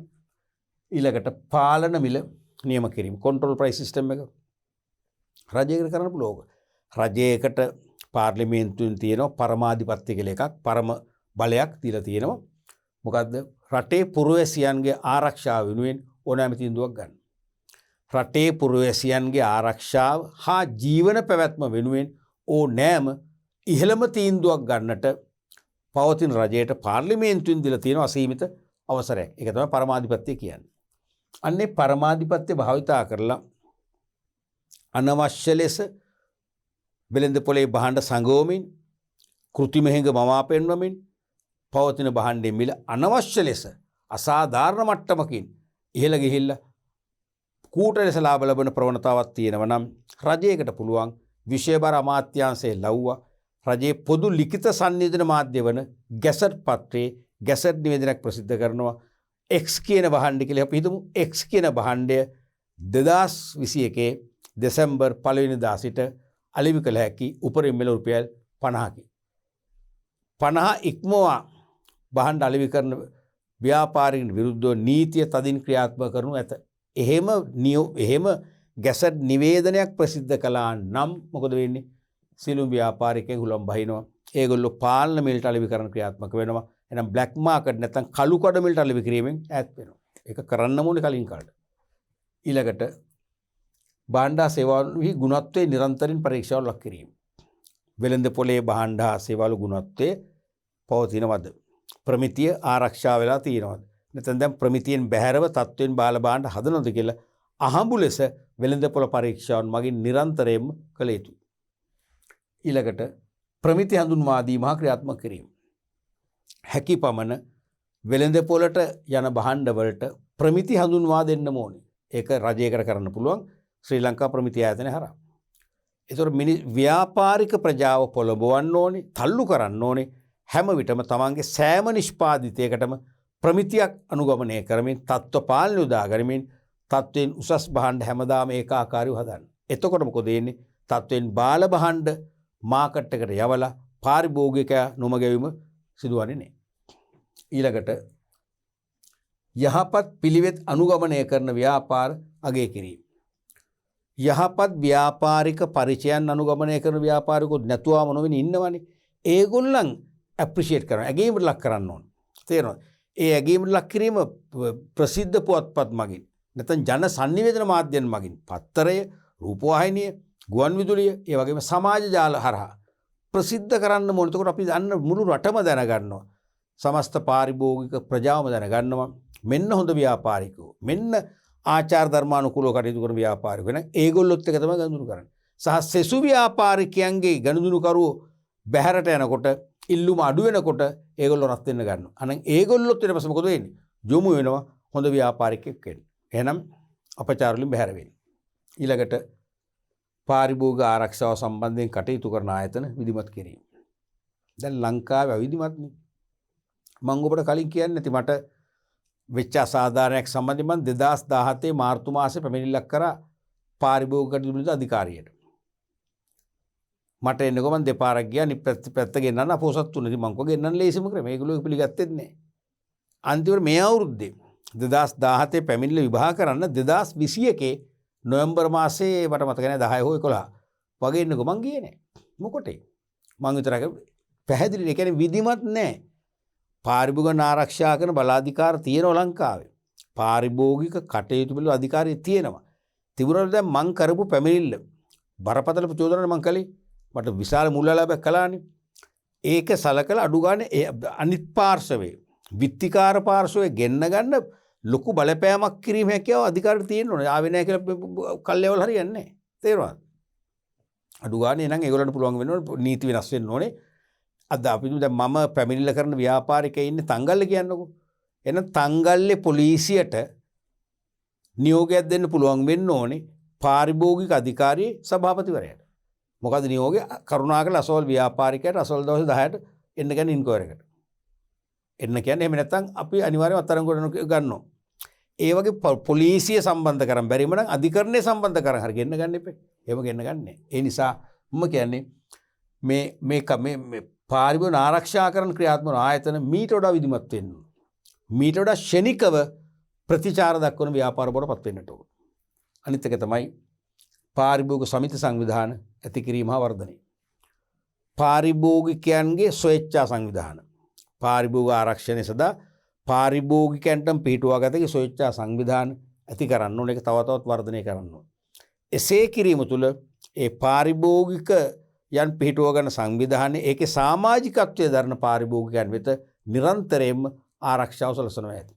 ඔය වගේ ක්‍රියාමාර්ග තවත් ගන්න පුළුවන්. මේ ක්‍රියාමාර්ග එක් කරුණකට එක බැගින් ලකුණු දෙකක් දුන්නා. කරුණු දෙකක් නැහුවේ. සමහරට දැන් මේක තනි ප්‍රශ්නයක් වශයෙන් ඇහුවා නම්, දැන් මේක ප්‍රශ්නයක කොටසක් නේ ආකෘතිකනේ. මේක තනි ප්‍රශ්නයක් වශයෙන් ඇහුවා නම් අනිවාර්යයෙන්ම 4ක් අපේක්ෂා කරනවාමයි. නම් නොකලත් අපි හිතමු දැන් මෙහෙම ඇහුවා කියලා. ව්‍යාපාරිකයින්ගේ ව්‍යාපාරික විසමාචාර හෙවත් වෙළඳ විසමාචාර අවම කිරීමට නැත්නම් වැළැක්වීමට රජයට ගත හැකි ක්‍රියාමාර්ග නම් කරන්න කියලා ඇහුවෝ කියන්නකෝ. ඒතොර අනිවාර්යයෙන්ම 4ක් ලියන්න. මොකද ඒක තනි ප්‍රශ්නයක් නිසා. තේරුණානේ? ඊළඟ ප්‍රශ්නේ බලමු. ඒකත් 2015 විභාග ප්‍රශ්නයක්. 2 රෝම ඉලක්කම් 4 අයන්න. 2 රෝම ඉලක්කම් 4 අයන්න. ශ්‍රී ලංකාවේ රජය නිෂ්පාදන අංශයට වඩා සේවා අංශෙහි ව්‍යාපාරවල නියුක්ත වීමට වැඩි ප්‍රමුඛතාවයක් දෙනු ලැබේ. ප්‍රශ්න උඩ ගන්නකෝ. ශ්‍රී ලංකාවේ රජය නිෂ්පාදන අංශයට වඩා, කියන්නේ භෞතික වහන නිෂ්පාදනයට වඩා සේවා අංශෙහි ව්‍යාපාරවල නියුක්ත වීමට වැඩි ප්‍රමුඛතාවයක් දෙනු ලැබේ. එසේ වැඩි ප්‍රමුඛතාවයක් ලබා දීමට බලපාන හේතු උදාහරණ සහිතව පැහැදිලි කරන්න. එසේ වැඩි ප්‍රමුඛතාවයක් ලබා දීමට බලපාන හේතු උදාහරණ සහිතව පැහැදිලි කරන්න. දැන් ප්‍රශ්නේ පැහැදිලිනේ. ශ්‍රී ලංකාවේ රජය නිෂ්පාදන අංශය කියලා අදහස් කරන්නේ භාණ්ඩ භෞතිකව භාණ්ඩ නිෂ්පාදන අංශයට වඩා සේවා අංශේ ව්‍යාපාරවල නියුක්ත වෙන්න කැමැත්තක් දක්වනවා. එහෙම ප්‍රවණතාවක් තියෙන හේතු උදාහරණ සහිතව. එකක් තමයි සේවාංශයේ ඉල්ලුම ඉහළ යාම. එකක් තමයි සේවාංශයේ ඉල්ලුම ඉහළ යාම. දැන් මේකේ උත්තරේ ලියන්නත් ඕනේ. බලපාන හේතු එකක්, අනික උදාහරණ සහිතව එකක්. ඔය ප්‍රශ්න දෙක තේරුම් ගන්න. එකක් හේතු අහනවා. මෙන්න හේතුව ලියනවා. ඒකට යම් ලකුණු ප්‍රමාණයක් ලැබෙයි. එතකොට පළවෙනි එක තමයි සේවාංශයේ ඉල්ලුම ඉහළ යාම. උදාහරණ තමයි සෞඛ්‍ය අධ්‍යාපනය. දැන් මේක පැහැදිලිව මතක තියාගන්න. දැන් මේකේ ප්‍රශ්නේ තුල ප්‍රශ්න දෙකක් අහනවනේ. එකක් එහෙම බලපාන හේතු ලියන්න ඕනේ. අනික උදාහරණ සහිතව. හරිනේ? හේතුවට ලකුණු ප්‍රමාණයක් ලැබෙනව වෙනම, උදාහරණ ලකුණු. ඒ නිසා මේ වගේ කොටස් දෙක වෙන් වෙන්න ඕනේ. දැන් නිදසුනක් වශයෙන් බලන්න මේකේ උදාහරණයක් සහිතව එක් කරුණකට එක වැඩි කිරීම දෙක ලකුණු දෙකක් දීලා තියෙනවා. උදාහරණයක් සහිතව. උදාහරණයක් නොමැතිව එක් කරුණකට කෙලිම ලකුණු භාගයක් අඩු කරා. භාගය ගානේ කරුණු දෙකට ලකුණු 1යි. තේරෙනවද? එහෙනම් උදාහරණ නැත්නම් ලකුණු 1යි, උදාහරණ තිබෙන ලකුණු 2යි. ඒ නිසා අනිවාර්යයෙන්ම උදාහරණ සහිතව ගොම අනිවාර්යයෙන්ම අපි එක උළුවට ගන්න ඕනේ මේ වගේ. ලබා දීමට බලපාන හේතු උදාහරණ සහිතව. ඒ නිසා හේතුවත් ලියවෙන්න ඕනේ, උදාහරණෙ ලියවෙන්න ඕනේ. මේ වගේ පැහැදිලිනේ. එහෙනම් අපි පළවෙනි කිව්වා සේවාංශයේ ඉල්ලුම ඉහළ යාම, උදාහරණ සෞඛ්‍ය අධ්‍යාපනය. ඉල්ලුම ඉහළ යනවනේ. කොච්චර ඉල්ලුම ඉහළද? දැන් පෞද්ගලිකාංශේ රෝහල් තියෙන ප්‍රධාන පෙළේ රෝහල්. ඕගොල්ලෝ යනකො බලන්න දරුවනේ හවස 5න් පස්සේ 5 ඉඳලා රෑ 7-8 වෙනකන් ඉන්න බලන්න. හිතයි ලංකාවෙන් ලෙඩුද කියලා. හැම හොස්පිටලෙම මේ මුදල් ගෙවල ප්‍රතිකාර ගන්න. එහෙනම් හිතන්න රජයේ රෝහල් වල තියෙන රෂ් එක ඉල්ලුම වැඩි. අධ්‍යාපනයේ එහෙමනේ. කොච්චර බිල්ඩින් හැදුවත් සෑම ප්‍රධාන පෙළේ පාසලකම බාලාංශයට ළමයෙක් ඇතුළත් කරන්න අමාරුයිනේ. සමහර දෙමව්පියෝ පාසලේ බිල්ඩින් එක හදලා දෙනවා. දෙමව්පියෝම ඩෙස්පුටු ගෙනත් දීලා තමයි පන්තියක් ගොඩනගලා තමයි ළමයි ඇතුළු කරන්නේ. දැන් කොළඹ ප්‍රධාන පෙළේ පිරිමි පාසලක උසස් පෙළ තාක්ෂණ වේදය කියන විෂය ධාරාව පටන් ගනිද්දි මුනේ එහෙම තමයි. දෙමව්පියෝ තමයි බිල්ඩින් එකක් හැදුවේ. පන්ති කාමරත් හැදුවේ. නැත්තම් තාක්ෂණ විෂය ධාරාව ආරම්භ කරන්න බෑ. මේවට ඉල්ලුම වැඩි. ඒ නිසා අනිවාර්යයෙන්ම රජය පුළුවන් තරම් ප්‍රමුඛතාවය දෙනවා මේ සේවාංශයට. දෙවෙනි එක තමයි අත්‍යවශ්‍ය සේවා සැපීම රජය විසින් කළ යුතු වීම. දැන් බොහෝලට අත්‍යවශ්‍යම සේවා, මිනිසාගේ ජීවන පැවැත්ම අත්‍යවශ්‍ය සේවා රජයම කරන්න ඕනේ. පුද්ගලිකංශය කරලා හරියන්නේ නැහැ. පුද්ගලිකංශය කරොත් එහෙම මහජනයට ඒක සාධාරණ සේවාව ලැබෙන්නේ නැහැ. හැබැයි දැන් මේක මේ ලංකාවත් එක්ක හිතන්න තේරෙනවද? ලංකාවට ගියොත් මේ උත්තරේ බොරු වෙනවා. මගේ දැන් ඇත්තටම හොඳ රටක් නම් හොඳ සාර ධර්ම තියෙන හොඳ දේශපාලන ආචාර ධර්ම තියෙන හොඳ රාජ්‍යයන් තියෙන වනම් හොඳ රජයන් තියෙනවා නම් අවිවාදයෙන්ම පෞද්ගලික අංශයට වඩා රජයට තමයි අත්‍යවශ්‍ය සේවා සමතුලිතාකාරයෙන් සාධාරණ පදනමක් යටතේ පුරවැසියන්ට ලබා දෙන්න පුළුවන්කම ලැබෙන්නේ. උදාහරණයක් වශයෙන් විදුලිය, ජලය, ආරක්ෂක සේවා වගේව පුද්ගලික අංශරම පමණක් තිබුණා නම් මොකද වෙන්නේ? ඒගොල්ලෝ හිතුණු මිල ගණන් අරන් ලැබි කරන්න පුළුවන්. ඒවා. නමුත් රාජ්‍ය අංශයෙන් සාධාරණ පදනමකට තමයි ලබා දෙන්නේ. තුන්වෙනි එක තමයි මහජන සුබ සාධනේ රජයේ කාර්යයක් වීම. රටේ ජීවත් වුණු පුරවැසියාට මහජනයාට සුබ සාධනේ තහවුරු කිරීම රජයේ කාර්යයක් වශයෙන් තමයි විශේෂයෙන්ම ලංකාව වගේ තුන්වන ලෝක රටවල් සලකන්නේ. ඒ නිසා රජයේ සේවා අංශයට ප්‍රමුඛතාවයක් දෙනවා. උදාහරණයක් වශයෙන් නොමිලේ අධ්‍යාපනය හා සෞඛ්‍ය පාසුකම් ලබා දී. දැන් ලංකාවේ අඩු ආදායම්ලාභීන් වැඩිනේ. ඒ නිසා ඒගොල්ලන්ට මුදල් වියදම් කළ අධ්‍යාපනයක් ලබා දෙන්න බෑ දරුවන්ට. මුදල් වියදම් කළ සෞඛ්‍ය පාසුකම් ලබා ගන්න බෑ. ඒ නිසා වෙනි සේවා වලට රජයට ප්‍රමුඛතාවයක් දීලා ආයෝජනය කරන්න වෙනවා. ඊළඟට පෞද්ගලිකාංශෙන් සේවා සැපීමේදී ඇතිවන දුර්වලතා මගහරවා ගැනීමට. දැන් සමහර විට පෞද්ගලිකාංශෙන් සේවා සැපයද්දී යම් දුර්වලතා ඇති වෙනවා. අන්නේ දුර්වලතා මගහරව ගන්නට රාජ්‍යාංශය විසින් සේවා ක්‍රියාත්මක කරනවා. හොඳම උදාහරණ තමයි ප්‍රවාහන සේවය. දැන් බලන්න අපි දැන් මෑත අතීතයේ කීපසරක් අපි අත්දැක්කනේ පෞද්ගලික බස් රථ සේවා කරන දේවල්. චුට්ටක් නැත්නම් රුපියල් 2කින් හෝ 5කින් ඩීසල් වැඩි කරොත් ඒගොල්ලෝ රුපියල් 2කින් 5කින් නෙවෙයි රුපියල් 10කින් 15කින් බස් ගාස්තු වැඩි කරන්න අවසර ඉල්ලනවා. අවසර දුන්නේ නැත්නම් මොකද කරන්නේ? කෙලින්ම වැඩ වර්ජනයක් කරනවා. මිනිස්සු පාරේ අතරමං වෙනවා. එහෙම කරන්නේ රාජ්‍යාංශයේ CTB එක නැත්නම් ලංගම බස් රථ සේවා තියෙද්දි. දුම්රිය දෙපාර්තමේන්තුවේ දුම්රිය සේවා තියෙද්දි. එහෙම නොතිබුණා නම් මොකද වෙන්නේ? තවත් පීඩන එහෙනම් පීඩනේ වැඩි එහෙනම් මේගොල්ලෝ කිලි රයිට්. අපිට මේ ඉල්ලීම් ලැබෙනකම් අපි බස් ධාවනය කරන්නෙම නැහැ. අඛණ්ඩ වර්ජනයක්. බන්ඩල් ස්ට්‍රයික් එක කරනවනේ. තේරුණාද? දැන් ඒ වගේ මේ ප්‍රවාහන සේවය තනිකර පුද්ගලිකාංශයේ තියෙන එක අවදානම්. ඒ නිසා රාජ්‍යාංශයත් එතනට මෙදිහත් වෙන්න ඕනකම තමයි රාජ්‍ය සේවා වශයෙන් පවත්වාගෙන යන්නේ. දුම්රිය සේවය, ලංගම බස් රථ සේවය. අනික වෙළඳ කටයුතු. තනිකර පුද්ගලිකාංශයට පමණක් තිබුණා මොකද වෙන්නේ? එහෙනම් බොංචි කිලෝ එකක් රුපියල් 1500යි කියයි. හාල් කිලෝ එකක් රුපියල් 1000යි කියයි. කිව්වොත් ගන්න ඕන කරන්න දෙයක් නැහැ. තේරුණාද? නමුත් එහෙම බෑ. රාජ්‍යාංශයේ පාලනයක් එක තියෙනවා. රාජ්‍යාංශයේ මැදිහත් වීමක් තියෙනුනේ ඒකටනේ. ඒ වගේ පස්වෙනි එක රජයේ යටතේ තිබූ නිෂ්පාදන කර්මාන්ත අසාර්ථක වීම නිසා ඒ වෙනුවට සේවාංශ නිමවීම. ඇත්තරම රාජ්‍යාංශයේ මෙතෙක් පැවති අපි කියන බැර කර්මාන්ත කියලා. අනේ බැර කර්මාන්ත කියන මහා පරිමාණ කර්මාන්ත අසාර්ථක වුණා. එක එක යුගවලදී විවිධ හේතු මත සමහරට දේශපාලන ප්‍රතිපත්ති නොගැලපීම නිසා ව්‍යාපාරවල සමහරට දේශපාලන හිතවත්කම් මත නුසුදුසු සේවකයන් බඳව ගැනීම නිසා පුහුණු ශ්‍රමය නැතිකමට එහෙම නැත්නම් දේශපාලනඥයන්ගේ නිර්දේශ මත නුසුදුසු හෝ තමන්ට හිතවත් තමන්ව බලයට පත් කරන්න සහාය දෙයක් වූ අය පත් කරගන්නවා. ඒගොල්ලෝ දූෂණයේ වංචාවට මූලිකත්වය දෙනවා. ඒකේ විවිධ හේතු මත මේ රාජ්‍යාංශයේ තිබිච්ච නිෂ්පාදන කර්මාන්ත අසාර්ථක වුණා. ඒ නිසා ඒ වෙනුවට රාජ්‍යාංශ සේවාංශයට යොමුනා වෙන්න පුළුවන්.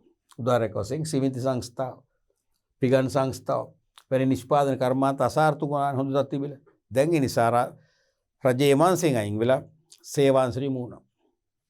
ඊළඟට රජයේ අයවැය ලේඛනයෙන් සේවා සඳහා විශාල මුදලක් වෙන් කිරීමට විවිධ සංවිධාන විසින් කරනු ලබන බලපෑම. හැම වසරකම රාජ්‍ය අයවැය ඔස්සේ සේවාංශයට කරන ආයෝජනයට වියදම වැඩි කරන්න කියලා විවිධ සංවිධාන මගින් බලපෑම් කරනවා. තේරුණාද? උදාහරණයක් වශයෙන් අධ්‍යාපනයේ සඳහා දළදේශීය නිෂ්පාදිතයෙන් 6% වෙන් කිරීමට කරන බලපෑම. බලපෑමක් කරන ඒ වගේ වෙන් කරන්න උනානේ.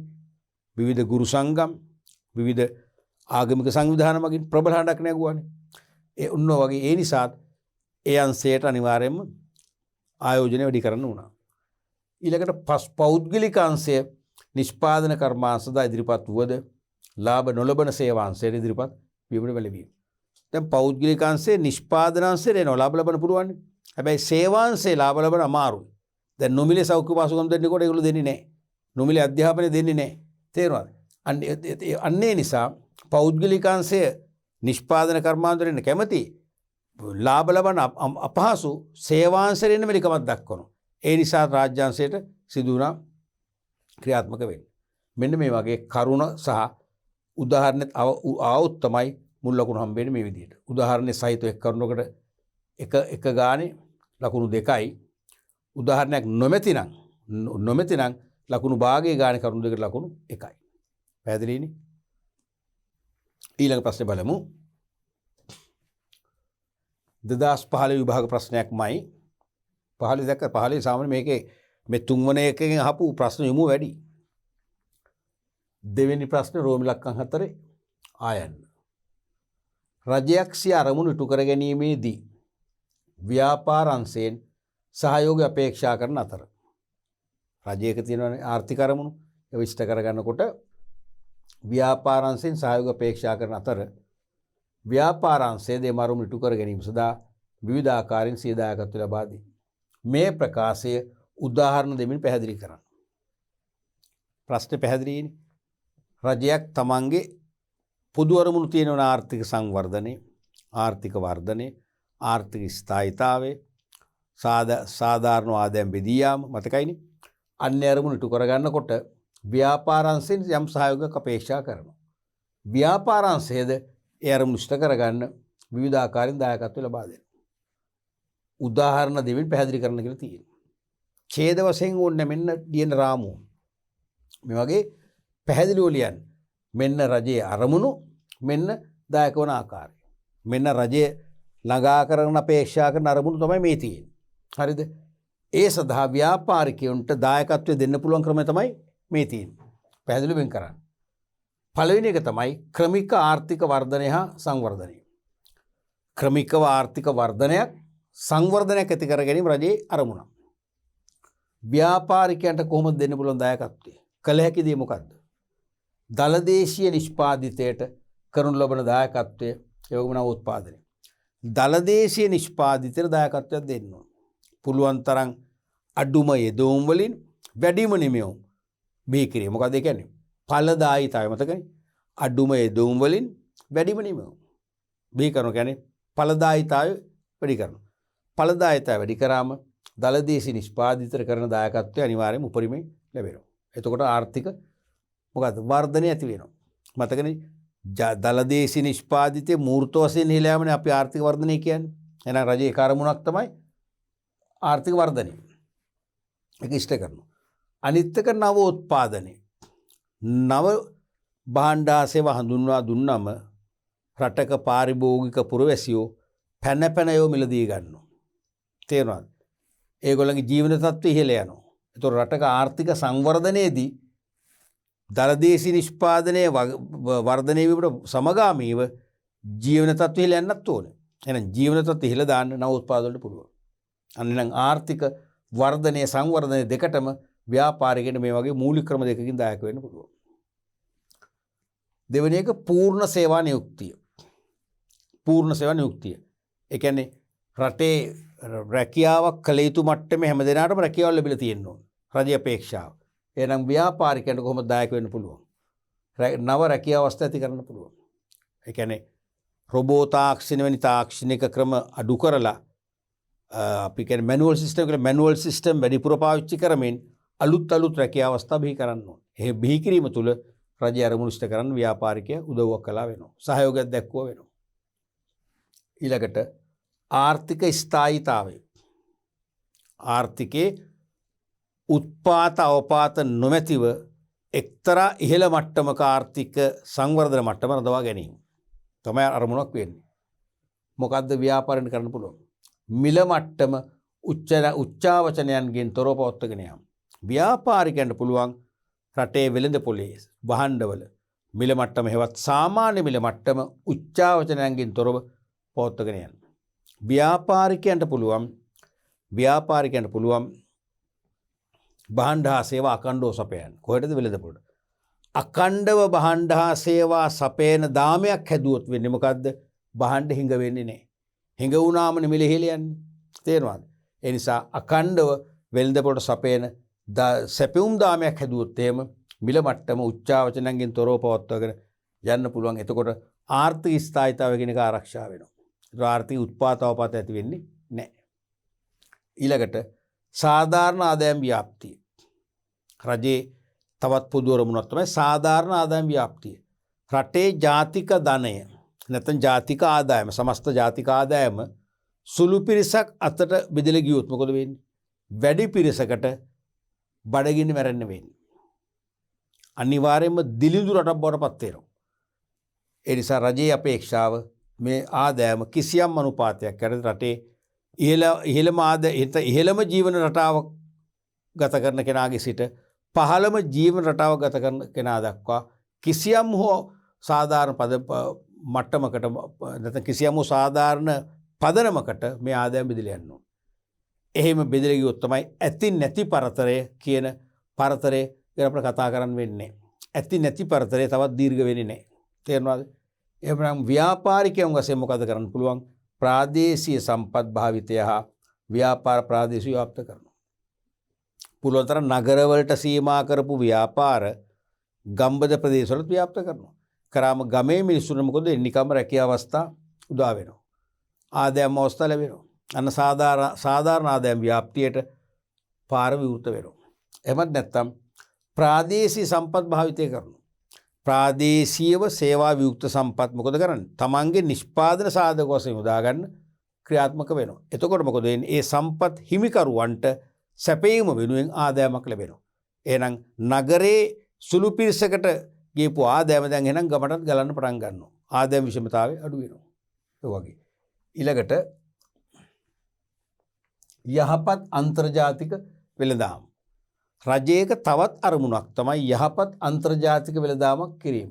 ඒ කියන්නේ ආනයන පුළුවන් තරම් සීමා කරන අපනයන ඉහළ දාන. ඒ වගේම නීති විරෝධී භාණ්ඩ අපනයන එහෙම නෙවෙයි. නීති විරෝධී භාණ්ඩ අපනයනෙන් බැහැර වෙලා ආනයන ඉක්මවන ඉතා ඉහළ අපනයන වෙළඳාමක් කරගත්තොත් ඒක රජයේ පොදු අරමුණක් වෙනවා. ඒ සඳහා දායක වෙන්න පුළුවන් ක්‍රම තමයි අපනයනාභිමුඛව කර්මාන්ත වර්ධනය. ඒ වගේම ආනයන ආදේශන කර්මාන්ත ව්‍යාප්තිය. මූලික ක්‍රම දෙකක්. ව්‍යාපාරිකයන්ට ඒ සඳහා උදව් වෙන්න පුළුවන්. රජයට සහාය දක්වන්න පුළුවන් එක ක්‍රමයක් තමයි අපනයනාභිමුඛව කර්මාන්ත වර්ධනය. එක්ස්පෝර්ට් ඔරියන්ටඩ් ඉන්ඩස්ට්‍රීස් කියන එක. ඒ කියන්නේ කෙලින්ම මුළු නිෂ්පාදනයම හොඳ රහගන්න. අපනයන අභිමුඛ කර්මාන්තයක් කියලා කියන්නේ මුළු නිෂ්පාදනයම හෝ වැඩි ප්‍රමාණයක්. මුළු නිෂ්පාදනයම හෝ වැඩි ප්‍රමාණයක්, ඒ කියන්නේ 50%ට වඩා වැඩි ප්‍රමාණයක් අපනයනය කිරීමේ ඉලක්කය ඇතිවම භාණ්ඩ ආසේවා නිෂ්පාදනය කරන ව්‍යාපාර. අන්න ඒවා පුළුවන් තරම් වැඩි කරනවා. වැඩි කරනවා කියන්නේ එහෙනම් අපනයන ආදායම වර්ධනය වෙලා ආනයන වියදම අභිභව ගිහිල්ලා යහපත් අන්තර්ජාතික වෙළඳාම කියන අරමුණ ඉෂ්ට කරගන්න පුළුවන්කම ලැබෙනවා. අනිත් එක තමයි ආනයන ආදේශන කර්මාන්ත. මොකද ආනයනය කරන භාණ්ඩ නිසා තමයි ආනයන වියදම ඉහළ යන්නේ. අපනයන ආදායමට වඩා අපනයන වලට වඩා ආනයන වියදම වැඩි වුණාන් පස්සේ මොකද වෙන්නේ? ගෙවුම් ශේෂය හිඟ ඇති වෙනවා. ඒකෙන් ලොකු ආර්ථික අර්බුද රසක් මතු කරනවා. එහෙම නොවන්න මොකද කරන්නේ? පුළුවන් තරම් ආනයන ආදේශන කර්මාන්ත වලට ව්‍යාපාරික ප්‍රජා පොළඹවන්න. ආනයන ආදේශ කර්මාන්ත වල බදු සහන දෙන්න පුළුවන්. බදු විරාම දෙන්න පුළුවන්. සහන පොලිය යටතේ ණය යෝජනා ක්‍රම තුලින් අරමුදල් සපයන්න පුළුවන්. ඒ වගේ ක්‍රම වලින් හරි කමක් නැහැ. ආනයන ආදේශන කර්මාන්ත දිරිගන්වන්න. ඒතර ව්‍යාපාරිකයන්ට පුළුවන් එහෙම දිරිගන්වන පසුබිමක් තුල ආනයනය කරන භාණ්ඩ වෙනුවට ඒ හා සමානම භාණ්ඩ මේ හදන්න. මොකද වෙන්නේ? කෙලින්ම එහෙනම් ආනයන අඩු වෙලා අපනයන වැඩි වෙනවා. දේශීය නිෂ්පාදනය වැඩි වෙනවා. එහෙනම් මේ අරමුණු ඉෂ්ට වෙනවා. ඊළඟට තිරසාර සංවර්ධනය. ඒ කියන්නේ සංවර්ධනයක් ළඟා කරගන්න ඕනේ. අනාගත පරම්පරාවට අවශ්‍ය සම්පත් විනාශ නොකර. දැන් ස්වභාව ධර්මය අපිට තිලින කරපු ජාතික සම්පත් ටික අපිට මේ අපේ ජීවිත කාලය තුලම පරිභෝජනය කර අවසන් කරන්න පුළුවන්. නමුත් ඒක නෙවෙයි වර්තමාන පරම්පරාවේ වගකීම් වෙන්න ඕනේ. මොකද්ද? අනාගත පරම්පරාවේ වූමනා සපුරා ගැනීමට ඇති අයිතියට උල්ලංඝනය නොකර. අනාගත පරම්පරාවේ වුවමනා සපුරා ගැනීමට ඇති අයිතියක් තියෙනවා ඒගොල්ලන්ට. ඒකට උල්ලංඝනය නොකර. මොකක්ද ඒකේ තේරුම? ඒ කියන්නේ අනාගත පරම්පරාවට අවශ්‍ය සම්පත් ප්‍රමාණයක් අපි ඉතුරු කරනවා. ඉතුරු කරමින් වර්තමාන පරම්පරාවේ අපි අපේ වුවමනා සපුරා ගන්න ක්‍රියාත්මක වෙන්න ඕනේ. ඒක තමයි තිරසන සංවර්ධනය කියලා කියන්නේ. මොනවද කරන්න පුළුවන්? පරිසර හිතකාමී ලෙස ව්‍යාපාර කටයුතු දෙන්න පුළුවන්. පරිසර හිතකාමී ලෙස ව්‍යාපාර කටයුතු කරනවා කියන්නේ අපි පරිසරයෙන් සම්පත් උකහා ගන්නවා. සම්පත් භාවිතයට ගන්නවා. හැබැයි පරිසරය විනාශ කරන්නෙම නැහැ. ගස් කොළන් කපලා අපි දැව ලබා ගනිද්දි ගස් කොළන් වගා කරනවා. මත්ස්‍ය සම්පත නෙලා ගනිද්දි අපි මසුන් බෝ කරනවා. අන්න පරිසර හිතකාමී ලෙස කටයුතු කරනවා කියන්නේ මොකද තිරසන සංවර්ධනය තහවුරු වෙනවා. ඔය වගේ එක් කරුණකට ලකුණු එක ගානේ කරුණු දෙකට ලකුණු දෙකක් දුන්නා. ඊට පස්සේ අරමුණ පමණක් නම් අන්න අරමුණ පමණක් නම් ලකුණු භාගයේ බැගින් කරුණු දෙකට ලකුණු එකයි. තේරෙනවද? ඒ නිසා අරමුණට වෙනම ලකුණු දීලා තියෙනවා. මේකේ මේ දායකත්වයට වෙනම දෙයක්. මේ අංග සම්පූර්ණ උත්තරයක් නම් මේ වගේ අරමුණු දෙක වෙනම පෙන්වන්න ඕනේ. දායක වන ආකාර දෙක වෙනම පෙන්වන්නට ඕනේ. පැහැදිලිනේ? ඊළඟ ප්‍රශ්නෙට අපි යමු. 2015 විභාග ප්‍රශ්නයක්මයි. දෙකේ රෝම ඉලක්කම් 5. දෙකේ රෝම ඉලක්කම් 5. දේශීය ගොවීන් ආරක්ෂා කර ගැනීම සඳහා රජය විසින් ආනයනික අර්ථාපල් හා ලූණු සඳහා බද්දක් අය කිරීමට යෝජනා කර ඇත. දේශීය ගොවීන් ආරක්ෂා කර ගැනීමට රජය විසින් ආනයනික අර්ථාපල් හා ලූණු සඳහා බද්දක් අය කිරීමට යෝජනා කර ඇත. මෙම බදු අය කිරීම තුළින් දේශීය ගොවීන්ට සහ පාරිභෝගිකයන්ට ඇතිවිය හැකි බලපෑම් පැහැදිලි කරන්න. ප්‍රශ්න වලට ගන්නකො මේක හොඳ ප්‍රශ්නයක්. න්‍යායාත්මක දැනුමයි ප්‍රායෝගික දැනුමයි මිශ්‍ර කරපු තවත් හොඳ ප්‍රායෝගික වූ ප්‍රශ්නයක්. දේශීය ගොවීන් ආරක්ෂා කරන්න ඉතින් ඕනම රජයක් ක්‍රියාත්මක වෙන්න එපා. ඒ නිසා රජය විසින් ආනයනික අර්ථාපල් සහ ලූණු ආනයනය කරාම දේශීය ගොවියගේ අර්ථාපල් සහ ලූණු වලට ඉල්ලුමක් ඇති වෙන්නේ නැහනේ. වෙළඳ පොලේ සැපුම් වෙලා මිලත් අඩු වෙනවනේ. ඒ නිසා රජය බද්දක් අය කරනවා. මෙම බදු අය කිරීම තුළින් දේශීය ගොවීන්ට සහ අපිට පාරිභෝගිකයන්ට ඇතිවිය හැකි බලපෑම් පැහැදිලි කරන්න. දැන් මේකේ කරුණු දෙකක් නේ මේ වගේ ලියන අපිට මේ උනම් මේක තරු ලකුණු දෙකක් දාලා වෙන් කරලා ලස්සන උත්තරේ පේන්නේ. ආකර්ෂණීය උත්තරයක් කරන්න. හෙඩින් එකක් දානවා දේශීය ගොවීන්ට මුලින්ම. ආනයනය කරන අර්ථාපල් සහ ලූණු වලට රජයේ බද්දක් පැනෙවුවම දේශීය ගොවියාට දේශීය වගාකරුවාට කොහොමද බලපාන්නේ? එකක් තමයි නිෂ්පාදිත සඳහා ඉහළ මිලක් ලැබෙනවා.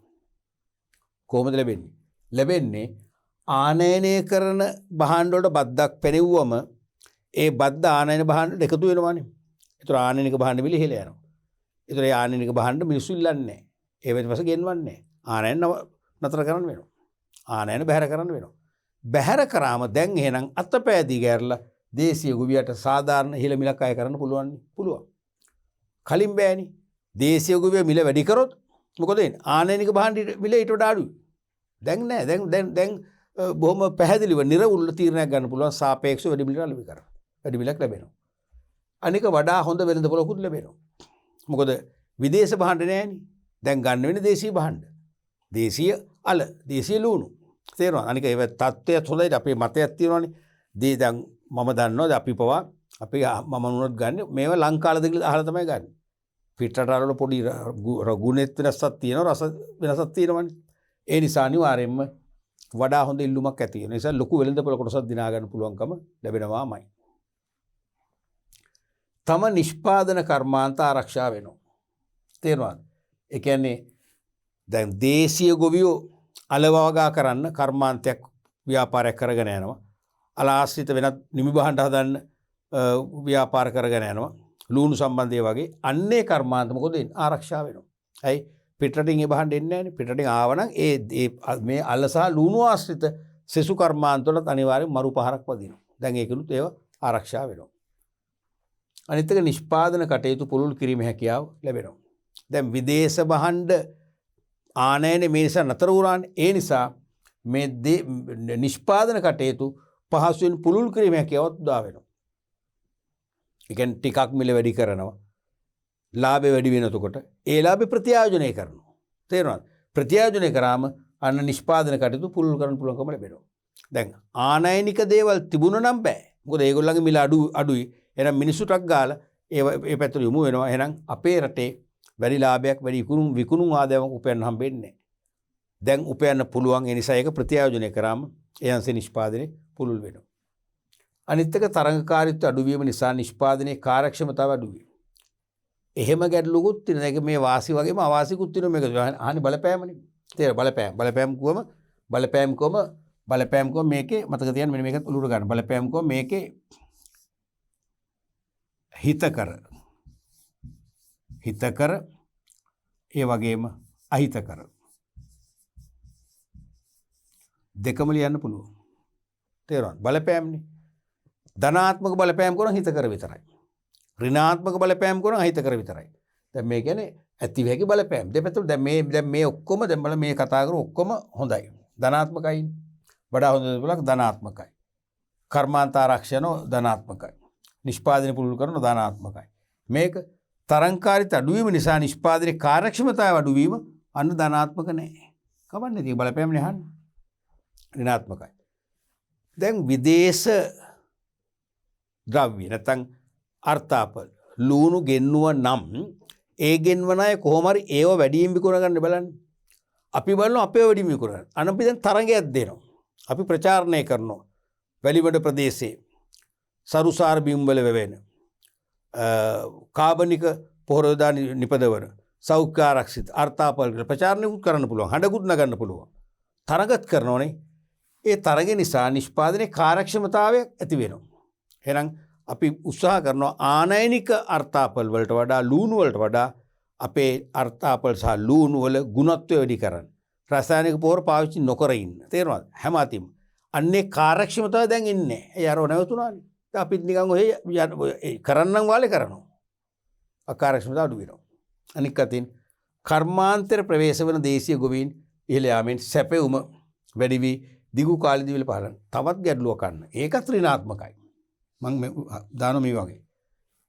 එහෙම කියන්නේ දැන් ආනයනික භාණ්ඩ වල දැන් තර්ජන අඩු වුණානේ. බද්ද නිසා. ඒ නිසා දැන් ලූණු වගා කරන්න, අර්ථාපල වගා කරන්න, ඒවා බෙදා හරින්න, ඒවා ගබඩා කරන්න එන ව්‍යාපාරිකෝ දැන් අලුතෙන් එනවා. ආවම පස්සේ මොකද වෙන්නේ? ඒ නිසා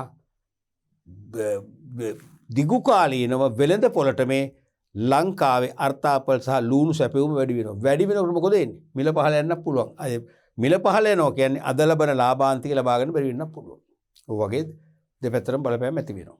එතකොට එක් කරුණකට ලකුණු භාගය බැගින් කරුණු හතරක් අපේක්ෂා කළා. හතරකට ලකුණු දෙකක් දීලා තියෙනවා. පැහැදිලිනේ? අපි බලමු ඕක අපිට බලපාන ආකාරය පාරිභෝගිකයින්ට. මෙන්න පාරිභෝගිකයාට නැවුම් දේශීය නිෂ්පාදන මිලදී ගැනීම හැකියාව ලැබෙනවා. දැන් අර ආනයනික බද්ද පැනෙව්වේ නැත්නම් වෙන්නේ විදේශයන්ගෙන් අල ආනයනය කරනවා. ලූණු ආනයනය කරනවා. මේ ළඟදිත් අපේ මිත්‍රයෝ කතා කරා දැන් විදේශවලින් ගෙන අල මාස ගාණක් තියෙනවනේ. මුකුත් වෙන්නේ නැහැ. නරක වෙන්නේ නැහැ. පරිප්පු එක ගුල් එකක් ගහන්නේ නැහැ. ඇයි? රසායනික දේව කවලෙවන්නේ. නමුත් අපේ තේරෙනවද? නමුත් අපේ දේශීය අලවලට අපි ඒ වගේම වින්නහියක් කරන්නේ. දේශීය රතුන්ට අපි ඒ වගේ අසාධාරණයක් කරන්නේ. ඒ නිසා අපිට නැවුම් දේශීය නිෂ්පාදන මිලදී ගැනීම හැකියාව ලැබෙනවා. දැන් හොඳට බලන්න ඔයගොල්ලෝ මාකට් එකට ගියාම ලංකාල ටිකක් අර කහගතිය වැඩිනේ. විදේශෙන් ගෙන්වන ආනයනික අලවල සුදු පාට ගතිය වැඩි. බලන්න ඒ දෙක දිහා බලන්න දැන් අර විදේශෙන් ගෙන්වන අල ඒ වගේමයි. ලංකාල සතියක් දෙකක් ගියන් පස්සේ ඔයගොල්ලෝ ඔබට තේරෙයි නිකන් තැඹිල වගේ. ඒක තමයි ඇත්ත කතාව. මොකද කිමිකල් නැහැ. ඒ නිසා මේ නිසා අපිට දේශීය නැවුම් නිෂ්පාදන නැත්නම් අල සහ ලූණු පාවිච්චි කිරීමේ හැකියාව ලැබෙනවා. අනික නිෂ්පාදිත මිල ඉහළ යනවා. නිෂ්පාදිත මිල ඉහළ යනවා. එහෙම එකක් තියෙනවනේ. දැන් බද්ද නැති වුණා නම් අර්ථාපල ලූණු එනවා. විදේශයෙන් එනවා. දේශීය සැපුමක් තියෙනවා. විදේශ සැපුමක් තියෙනවා. ඒ නිසා සැපුම වැඩි වෙලා මිල අඩු වෙනවා. අපට අඩු මිලට ගන්න පුළුවන්. දැන් මේ බද්ද නිසා විදේශ භාණ්ඩ ගෙන්වීම නතර වුණා. උනාම දේශීය ගොවියා තමයි මේව සපයන්නේ. එයා අනිවාර්යයෙන්ම අපට වැඩි මිලකට තමයි ලිපි කරන්නේ. අපේ පැත්තෙන් ඒක අවාසියක්. අනික තෝරා ගැනීම ඉඩකඩ අඩු වෙනවා. දැන් විදේශවලින් ගෙන්වද්දි මෙන්න විදේශ ලූණු මෙන්න දේශීය ලූණු. මෙන්න විදේශ අර්ථාපල් මෙන්න දේශීය අර්ථාපල්. ඒව බලලා ඒක හැඩය ස්වරූපය බලලා අපිට තෝරගන්න පුළුවන් තියෙනවා. සමහර අය කැමති පිටරට අර්ථාපල් වලට. සමහර අය කැමති ගොඩක් අය කැමති දේශීය අර්ථාපල් වලට. ඒ වර්ණ යනු තෝරගන්න පුළුවන්. දැන් තෝරගැනීමයි තියෙන්නේ. හැමදෙනාම ගන්නෝ දේශීය විතරයි. අනිත් එක විදේශීය නිෂ්පාදිත පරිභෝජනයට ඇති අවස්ථා අහිමි වේ. දැන් අපට මතයක් තියෙනවානේ දැන් පිටරට දේ සිරිසපදේ. එහෙම මතයක් තියෙනවා දැන් ලාංකික ප්‍රජාවකින් විශාල පිරිසක් විදේශ භාණ්ඩ පරිභෝජනය කරන්න බොහොම කැමති. අපි කියන්නේ ඒකට ගිජුයි කියලානේ. ඉතින් ඒ වගේ විදේශ භාණ්ඩ පරිභෝජනය කරන්න කැමති අයට තියෙන අවස්ථාව මේකෙන් නැති කරනවා. එක්කතකින් ඒක ඒගොල්ලන්ගේ අයිතිවාසිකම උල්ලංඝනය කිරීමකුත් වෙනවා. කරන්න දෙයක් නැහැ ඉතින්. රටේ දේශීය කර්මාන්ත නගා සිටවන්න ඕන නම් අපි මේ පැත්තෙන් හිතයි මේ තීරණය ගත්තේ. තේරුණාද? ඒ නිසා විදේශ භාණ්ඩ පරිභෝජනය කරන්න තිබිච්ච අවස්ථාව අහිමිලා යනවා. අනික දේශීය නිෂ්පාදිතවල ගුණත්වය අඩුවුවත් මිලදී ගැනීම සිදු වීම. දැන් මේකෙදි අර නිෂ්පාදන කාර්යක්ෂමතාව පොඩ්ඩක් හීන වෙනවනේ. විදේශ භාණ්ඩ ආවනම් තමයි තරම් කරන්නේ. දේශීය කර්මාන්ත කරුවා. එහෙනම් ක්වොලිටි එක වැඩි කරනවා, ප්‍රමිතිය උසස් කරනවා, හොඳ පැකින් එක හොඳ ඇසුරුමක් පාවිච්චි කරනවා. හැම අතින්ම හොඳ තත්ත්වයේ භාණ්ඩයක් තිලින කරනවා වෙළඳ පොළට. දායාද කරනවා පාරිභෝගිකයාට. දැන් තරගේ නැහැ. විදේශ භාණ්ඩෙන්නේ නැහැ. විදේශ ලූණු නැහැ. විදේශ අර්ථාපල් නැහැ. මොකද වෙන්නේ? එහෙනම් අනිවාර්යයෙන්ම ඒ දේශීය අමුද්‍රව්‍ය දේශීය නිෂ්පාදිතයේ ගුණත්වය අනිවාර්යයෙන්ම අඩු වෙන්න ඒක බලපෑමක් වෙනවා. ගුණත්වය අඩු වෙන බලපෑමක් වෙනවා. තේරෙනවද? ඔන්න වගේ කරුණකට ලකුණු භාගයේ ගානේ කරුණු 4 ලකුණු 2ක් දුන්නා. මුළු ලකුණු ඔක්කොම 4ක් ලැබුණා. එහෙමනම් දරුවනේ අපි අදත් තුන්වන පාඩම් ඒකකට අදාළ ව්‍යුහගත අභ්‍යාස කීපයක් විභාග ප්‍රශ්න ඇසුරින් සාකච්ඡා කළා. විභාගයට අපේක්ෂිත පිළිතුරු ගැන අපි අවබෝධයක් ලබා දුන්නා. ලකුණු ලබා දෙන ක්‍රමවේදය ගැන අවබෝධයක් ලබා දුන්නා. අපි ඉදිරි පාඩම් මේකකදී මේකේ ඉදිරි විභාග ප්‍රශ්න සාකච්ඡා කරලා අවසන් කරන්න බලාපොරොත්තු වෙනවා.